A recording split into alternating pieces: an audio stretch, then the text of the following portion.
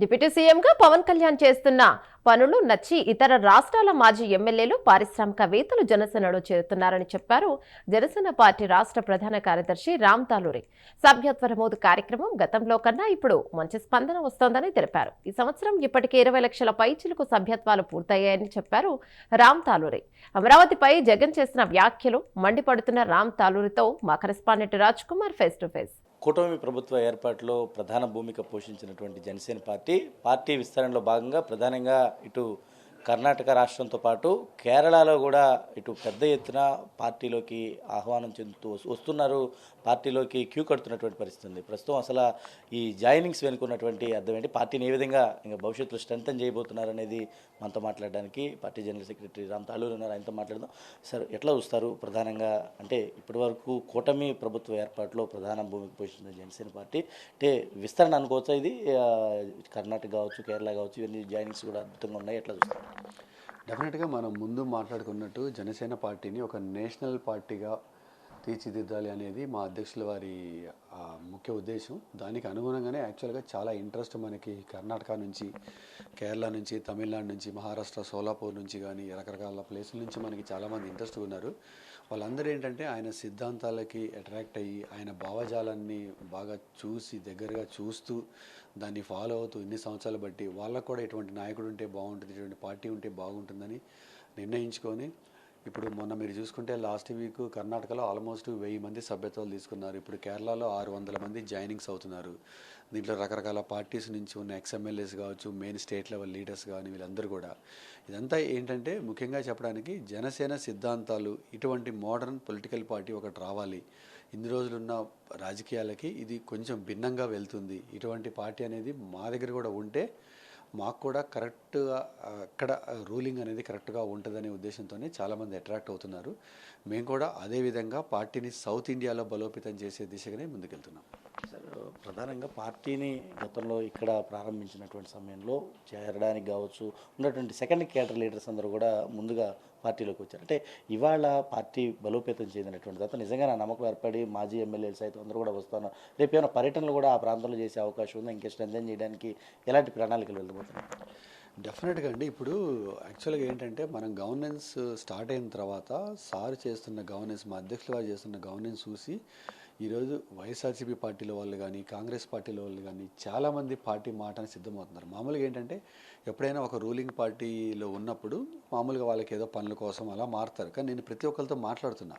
వీళ్ళందరూ ఏమంటున్నారంటే, సార్ మేము విసిగిపోయాము ఈ రాజకీయ నాయకులతో, ఇలా ఒక సిద్ధాంతాలతో వెళ్ళే పార్టీలు లేవు, దానికి అట్రాక్ట్ అయ్యి మేము వస్తున్నాము అని చెప్పి వాళ్ళు కూడా ఏం చెప్తున్నారంటే, మేమేదో ఇప్పుడు వచ్చేసి ఎమ్మెల్యేలు అయిపోవాలని రావట్లేదు, కళ్యాణ్ గారితో కలిసి మేము ఒక 10 ఏళ్ళు ట్రావెల్ చేయాలని వస్తున్నాము. అటువంటి వారికి మేము చెప్పాము మా డోర్లు ఎప్పుడూ తెరిచే ఉంటాయి, వాళ్ళు వస్తే మేము తీసుకుంటాము, మా సిద్ధాంతాలకు అనుగుణంగా వాళ్ళు పనిచేస్తే వాళ్ళతో కలిసి ట్రావెల్ చేయడానికి రెడీగా ఉన్నాం, వాళ్ళ కెపాసిటీ పట్టి కూడా వాళ్ళకి కావాల్సిన బాధ్యత కూడా ఇవ్వడానికి కూడా రెడీగా ఉన్నాం మేము. సార్, దాదాపుగా సభ్యత్వ నమోదు కార్యక్రమాన్ని చాలా పెద్ద ఎత్తున ప్రారంభించారు. అంటే గతంలో దానికన్నా కూడా ఇప్పటికే ఎక్కువ సభ్యత్వాలు అయినట్లు కూడా తెలుస్తుంది. ఎట్లా చూస్తారు? ఇంతమంది సభ్యులు పార్టీలోకి సభ్యత్వం తీసుకోవడానికి ఆసక్తి చూపిస్తున్నారు. ఎంతవరకు వెళ్ళే అవకాశం ఉంది? ఎప్పటి వరకు ఉంది ఈ కార్యక్రమం? ఇప్పుడు 20 లక్షల సభ్యత్వాలు పూర్తి చేసుకున్నామండి మనం. అది కూడా ఈసారి ఏంటంటే యాక్చువల్గా పక్క రాష్ట్రమైన తెలంగాణలో 1,00,000 సభ్యత్వాల దిశగా వెళ్తున్నాం. ఇప్పటికి 90,000 పూర్తయింది. సో తెలంగాణలో 1,00,000 సభ్యత్వాలు అనేది నిజంగా ఇది గ్రేట్. ఎందుకంటే తెలంగాణలో ఎక్కువ మన కార్యకర్తలు కావచ్చు, వీళ్ళు కావచ్చు, వాళ్ళు రోజువారీ కూలీలు కానీ, మధ్యతరగతి వాళ్ళు, లో మిడిల్ క్లాస్ వాళ్ళు ఉంటారు. బట్ ఈసారి వాళ్ళు కూడా ముందుకు వచ్చి సభ్యత్వాలు తీసుకొని రెడీ అయ్యారు. ఎందుకంటే మొన్న మీరు చూసుకున్న మున్సిపల్ దాంట్లో కూడా ఎలక్షన్లో కూడా మన ఓటింగ్ పర్సంటేజ్ తీసుకుంటే కూడా మనం ఎక్కడెక్కడైతే పోటీ చేసాం అక్కడ 6 to 8% ఓటింగ్ వచ్చింది. సో ఏంటంటే దీన్ని బట్టి మనం అర్థం చేసుకోవాల్సింది ఏంటంటే, అధ్యక్షుల వారు చేస్తున్న గవర్నెన్స్కి అన్ని రాష్ట్రాల వాళ్ళు అట్రాక్ట్ అవుతున్నారు. నేషన్ వైడ్ కూడా ఆయన ఒక జాతీయ నాయకుడిగా ఎదగబోతున్నాడు. ఈ పార్టీ జాతీయ పార్టీ అవ్వబోతుందని మనం దీన్ని బట్టి క్లియర్గా చెప్పొచ్చు. ఉన్న ఎమ్మెల్యేలతో కూడా ఒక సమావేశం జరిగింది. ఈ సమావేశంలో గ్రౌండ్ లెవెల్ రియాలిటీస్ని కొన్ని అధ్యక్షుల వారి దృష్టి కూడా వచ్చారు. మీరు కూడా చాలామందితో మాట్లాడుతుంటారు. చాలా వరకు అంటే ఈ 3 పార్టీలు కలిసి ఉండేటువంటి దాంట్లో కొంత ఇబ్బందికర పరిస్థితులు ఎదురవుతుంది అన్నారు. ఏం చెప్తారు? అంటే కేడర్ కొంత అసంతృప్తిగానే ఉన్నారు, కొంత భయంతో ఉన్నారంటే రేపు రాబోయే స్థానిక సంస్థలు కూడా ఉన్నాయి, వీటికి పార్టీ నుంచి మనకు భరోసా కల్పించాల్సినటువంటి అవసరం కూడా ఉందని అన్నారు. అంటే కేడర్కి ఏం చెప్తారు ప్రధానంగా? ఎప్పుడైనా కూటమి ప్రభుత్వంలో ఉన్నప్పుడు డిసప్పాయింట్మెంట్ అనేది కామన్ అది. ఎందుకంటే అక్కడ వేరే ఎమ్మెల్యే ఉంటాడు, అక్కడ వాళ్ళకి సొంత క్యాడర్ ఉంటుంది, మన క్యాడర్కి సెకండ్ ప్రిఫరెన్స్, ఇవన్నీ కామన్ దీంట్లో. బట్ ఏంటంటే నేను అందరితో ఇంటరాక్ట్ అయ్యి దాన్ని ఎలా సాల్వ్ చేసుకోవాలి, లోకల్ ఎమ్మెల్యేతో మాట్లాడి వీళ్ళకి ఇంపార్టెన్స్ అనేది ఎలా ఇవ్వాలి, ప్లస్ జనసేనకి కూడా మాకు రావాల్సిన పర్సంటేజ్ ఎంత రావాలి ఏంటి అనే దాని మీద సమీకరణలు చేసుకొని ఒక్కొక్క నియోజకవర్గాన్ని తీసుకొని ఒక్కొక్క నియోజకవర్గంలో ఉన్న సమస్యలన్నీ నోట్ చేసుకుంటూ అక్కడ ఎమ్మెల్యేస్తో మాట్లాడుకుంటూ లోకల్ క్యాడర్ని కూడా బలోపేతం చేయాలంటే ఎలా చేయాలి ఏంటనేది, ప్లస్ సంస్థాగతంగా కూడా మనం బలపడాలి. రేపు రాబోయే లోకల్ బాడీ ఎలక్షన్స్లో కూడా మనం 100% స్ట్రైక్ రేట్ తీసుకోవాలి. మనం ఎక్కడైతే పోటీ చేస్తున్నామో అదేవిధంగా ఇప్పుడు ఎవ్రీడే మీటింగ్స్ జరుగుతున్నాయి, దానికి కావాల్సిన ప్లానింగ్ అంతా చేసుకొని సంస్థాగతం కల్లా మొత్తం ఉన్న సమస్యలు మ్యాక్సిమం అన్నీ చేయలేకపోయినా మ్యాక్సిమం సమస్యలన్నీ క్లియర్ చేసుకొని లోకల్ బాడీలో మంచి పోటీ ఇవ్వబోతున్నాం. ఏదైతే పిఠాపురంలో మీరు ఒక చాలా అద్భుతమైనటువంటి రీతిలో అక్కడ ఎలక్షన్స్ కండక్ట్ చేయడం కానీ అక్కడ వాళ్ళకి పదవులు కేటాయించడం కానీ ఈ ప్రణాళిక రాష్ట్ర వ్యాప్తంగా కావాలని చూస్తూ ఉన్నారు అందరూ కూడా, కేడర్ అందరు కూడా. ఈ ప్రణాళికకి ఏమైనా ఒక రూట్ మ్యాప్ ఏమైనా స్టార్ట్ చేశారా? ఏమైనా కమిటీల వరకు ఎంతవరకు వచ్చింది ఈ కమిటీలు అనేవి? ప్రస్తుతానికి ప్రతి నియోజకవర్గాన్ని రివ్యూ చేస్తున్నాము. రివ్యూ చేసి అక్కడ ఇన్ఛార్జ్ ఎలా పనిచేస్తున్నాడు, మండల అధ్యక్షులు ఎలా పనిచేస్తున్నారు, అవన్నీ డీటెయిల్స్ అన్నీ సేకరించుకుంటున్నాం. ఆల్మోస్ట్ 40 నుంచి 50 కాన్స్టిట్యున్సీల వరకు రివ్యూస్ అయిపోయినాయి. సో ఇప్పుడు ఒకసారి సభ్యత్వ ప్రక్రియ పూర్తయిన తర్వాత ఇమీడియట్గా ఈ 50 నియోజకవర్గాల్లో కమిటీ ప్రక్రియ అనేది పూర్తి చేసేస్తాం.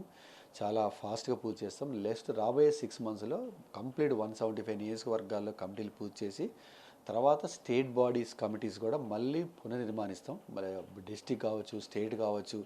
ఏంటంటే ఇప్పుడు నేను చేసే రివ్యూలో నేను గ్రౌండ్ రిపోర్ట్ తీసుకుంటాను, ఎవరు పని చేస్తున్నారు, ఎవరు పని చేయట్లేదు, ఎవరు పార్టీని ముందుకు తీసుకెళ్తున్నారు అనేది.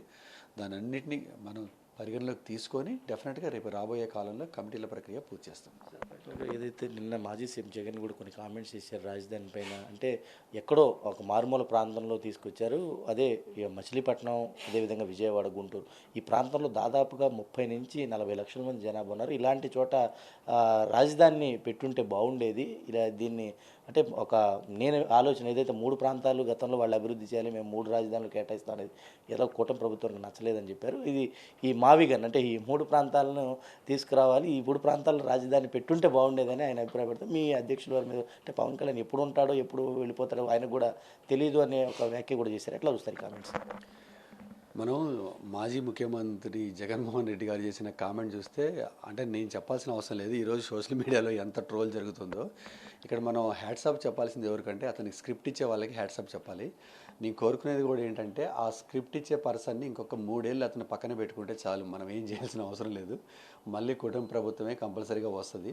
సో వైసీపీ వాళ్ళకి నేను చెప్పేది ఏంటంటే వాళ్ళు ఏదన్నా ఆలోచించుకొని మాట్లాడి, ఎందుకంటే ఒక చిన్న పిల్లగాడు కూడా తెలుసు దాన్ని ఆయన కామెంట్ చేసినప్పుడు ఆయనంతటా ఆయన కన్నా ఆయనే పొడుచుకుంటప్పుడు మనం ఏం చేయలేము. So all the best to him. ఇంకోటి రాజధాని గురించి చంద్రబాబు గారికి ఉన్న అవగాహన నాకు తెలిసి మన దేశంలో ఏ పొలిటికల్ లీడర్కి ఉండదు. ఆయన ఇప్పుడు మనం చూసుకుంటే ఈరోజు హైదరాబాద్ ఇలా ఉందంటే అది చంద్రబాబు నాయుడు గారి ప్లానింగ్ అండ్ విజన్ మాత్రమే. ఈరోజు కూడా ఆయన ఇక్కడ అదే ప్లానింగ్ చేస్తారు. రాజధాని అనేది అందరికీ సెంటర్లో ఉండాలి. ఇప్పుడు ఇక్కడ హైకోర్టు నిర్మించి, అసెంబ్లీ నిర్మించి, ఇంత పనులు పూర్తయ్యాక మళ్ళీ మేము గవర్నమెంట్లోకి వస్తే మార్చలేమా అన్నప్పుడు ఎంత హాస్యాస్పదంగా ఉంటుంది. అంటే నువ్వు ఒక హిట్లర్ అని చెప్తున్నావు, అంటే మీరు ఏం చేసినా మేము మారుస్తూ ఉన్నాం. నువ్వు చెప్పాక నీకు ఓటు ఎందుకు వేస్తారు, విజయవాడ వాళ్ళు, గుంటూరు వాళ్ళు నీకు ఓటు ఎందుకు వేస్తారు, అది కూడా అర్థం కాకపోతే ఏం చెప్తాం మనం. సో దాని గురించి మనం పెద్ద సీరియస్గా కన్సిడర్ తీసుకోవాల్సిన అవసరం లేదు, మాట్లాడుకోవాల్సిన అవసరం లేదు. ఇంకోటి మా అధ్యక్షుల గారి గురించి అసలు ఆయన కామెంట్ చేశారు, ఎన్ని రోజులు ఉన్నాడని కాదు, 2 ఇయర్స్లో ఆయన చేసింది జగన్మోహన్ రెడ్డి గారు 100 సంవత్సరాలు ఉన్నా చేయలేడు. ఆయన మొన్న 5 సంవత్సరాల్లో ఉన్నాడు. చెప్పమనండి, ఒక 2-3 పనులు చెప్పమనండి. 2 సంవత్సరాల్లో మా అధ్యక్షులు వారు చేసిన రిపోర్ట్ నేను ఇస్తాను. ఆ 2 సంవత్సరాలు ఆయన చేసిన రిపోర్ట్ని వాళ్ళు 5 ఇయర్స్లో దాంట్లో 20% రిపోర్ట్ చేశారేమో చెప్పండి. ఇది ప్రజలకి తెలుసు, అన్నీ ఆయన అందరికీ తెలుసు, అందరూ చూస్తున్నారు. ఎందుకు ఈరోజు అందరు అట్రాక్ట్ అవుతున్నారు జనసేన పార్టీకి, ఎందుకు మాట్లాడుతున్నారు, గవర్నమెంట్కి ఎందుకు యాంటీ లేదు? Because government is concentrating on the development. ఆంధ్రప్రదేశ్ని ఎలా ముందుకు తీసుకెళ్ళాలి అనే దాని మీద వాళ్ళు ఆలోచిస్తున్నారు. వీళ్ళు ఎంతసేపటికి వినాశనం మీద. సో దాని గురించి మనం మాట్లాడుకోవడం కూడా వేస్ట్. వాళ్ళని అలా ఉంటేనే మనకి మంచిది, వాళ్ళ ఆలోచనలు కూడా అలా ఉంటేనే మనకి మంచిది. I wish them good luck, వాళ్ళు అలానే ఉండాలి. Thank you. ఇది మొత్తానికి ఏదైతే ఆంధ్రప్రదేశ్లో అభివృద్ధిని చూస్తున్నారు ప్రజలు, అందుకే కుటుంబ ప్రభుత్వానికి మద్దతు కూడా లభిస్తుంది. ఏదైనా కూడా అప్పటికి కూడా పార్టీని కూడా అన్ని రకాలుగా సంస్థాగతంగా నిర్మాణం చేయడం కోసం రేపు రాబోయే స్థానిక సంస్థల ఎన్నికల్లో కూడా పూర్తి స్థాయిలో జనసేన పార్టీకి రావాల్సినటువంటి కోట ఖచ్చితంగా తీసుకుని పార్టీని అన్ని విధాలుగా బలోపేతం చేస్తామంటూ కూడా పార్టీ ప్రధాన కార్యదర్శి రామ్ తాలూరి చెప్తున్న పరిస్థితి. కెమెరా పర్సన్ ఆర్కేతో రాజ్ కుమార్, ప్రైమ్ 9 న్యూస్, మంగళగిరి.